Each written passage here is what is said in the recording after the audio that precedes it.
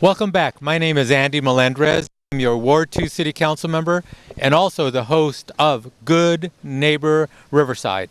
And we're here in the East Side community, right next to the Bobby Bond Skateboard Park. And we're here on the basketball court with the gentleman who drew the mural on the skateboard park, but also here on the basketball court, Geoff Gouveia.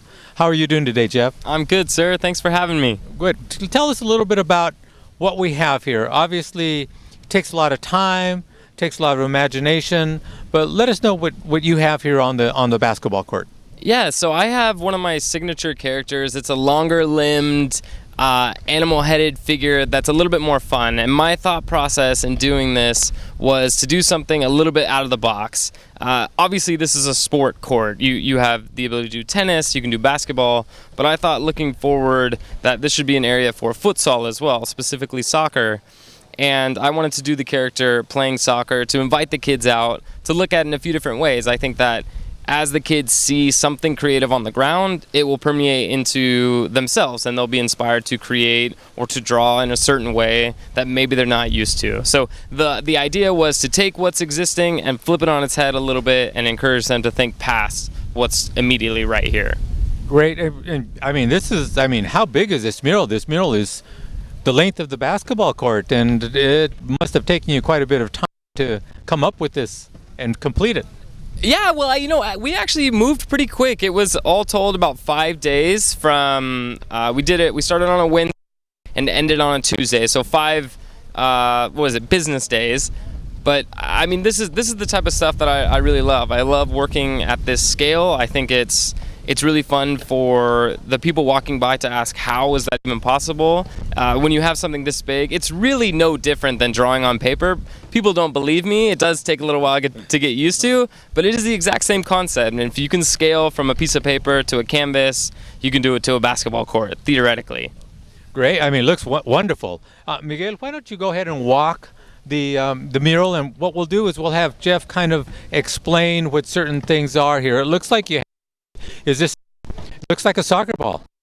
Yeah, again, I wanted to showcase somebody playing soccer. I think the natural thing would have been somebody playing basketball, of course, but I don't think that this demographic loves basketball as much as they do soccer. I think that traditionally Riverside skews a little bit more Hispanic, and we love that type of game. So I really wanted to show the ability for soccer on this court. My friends and I grew up playing on tennis courts, so I think it's an amazing opportunity for them. But yes, it is a soccer ball. It's a little bit more obscure than a regular one, because I wanted to again push the storybook narrative, the whimsy of it, to make it not just something that you would see in a magazine, but something a little bit more creative. Great. It looks like there's movement in the mural. You see the individual with some form of motion, arms and legs, and movement. Tell us about that.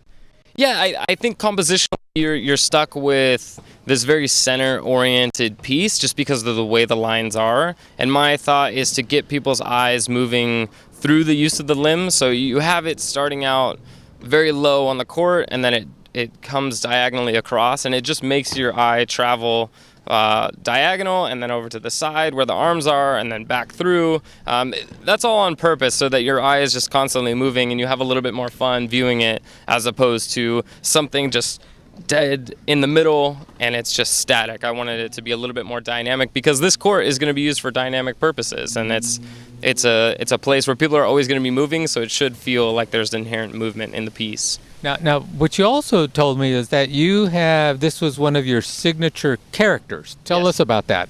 Yeah, I do a lot of whimsical characters. I originally started doing animal heads on the figures because of the question about race and ethnicity, and that was not something that I was trying to comment on. I don't really like to tread those lines in my work, so I wanted to start showing animals as a way to get away from that and to connect with everyone at the same time. So it makes it also feel a little bit more children's book-like, and I've found that adults as well as kids really just connect with it because it does feel a little bit more approachable. And the colors. Tell us about the colors. So the colors, the thing that I really wanted to do with that was to have a nice complementary scheme. We in order to save costs, we did it the same scheme as the one on the skate park, but I love this combination, this blue and this very very nice hue of coral and red. It's a good color scheme against this like drab green or the really muted asphalt. I think it pops really well. And that's more what people want to see. They want to see colors that are really vibrant, and that was kind of the thought process on it. What I really like about this mural is that you've drawn a mural, you've put together a mural that's really larger than the basketball court itself or the tennis court or, whatever you're going to play on this, but the court itself is still defined. Yes, yeah, it was important for me to keep the lines because it would be really frustrating for me if I were to come here to play tennis and I couldn't play because somebody had painted over the lines. I wanted this to be a functional court, much like the skate park, the piece goes over the ramps. It should still be a skatable surface, and this is a playable surface. You can play everything. I left the three-point line, I left the tennis court lines, I left the sidelines, and that was important to me because people should come here and enjoy the court, not necessarily the art. They should enjoy what it's for and have a good time because they realize, like, this is a unique court. This is my court in my neighborhood. Yeah, and well, thank you so much for choosing the East Side in doing this. It really is a different art form. We're not really accustomed to having mural on the floor. We're usually walls or short walls or buildings. This is very unique in that it is done on the floor, and the paint that you used looks like it's pretty long lasting, so the individuals that play on this are not going to wear it out very soon. No, yeah, it's very similar to the actual paint that's a tennis court surface. It'll wear at the same rate as the tennis court is. The same thing with the skate park. It's going to get beat up because kids are skating on it, but the park is getting beat up all the time anyways. It will wear at the same rate, and it will still be able to give that burst of color even as it recedes into the ground. Like, it's going to be great. Any other art projects in line for you here locally? Yeah, I'm doing some work with the Riverside Art Museum, and I'm working on a potential project with the downtown committee. I'm hoping to get some more murals here in the city. Traditionally, I haven't done that much work here in Riverside, and that's something that I'm hoping to change as I felt a really good response from the community for this project. It was cool to see my community rally behind me, but then also the people who enjoy this park and the East Side as well. So Riverside has so many cool things going on. I'm just excited to be a part of it. Well, we're very excited that you've chosen the East Side. We're excited about you being a local Riversider, sharing your talent with the rest of our community. So thank you so much for coming out. Appreciate the time. Thank you for this wonderful artwork, not only here, but on the skateboard park next door. So thank you so much.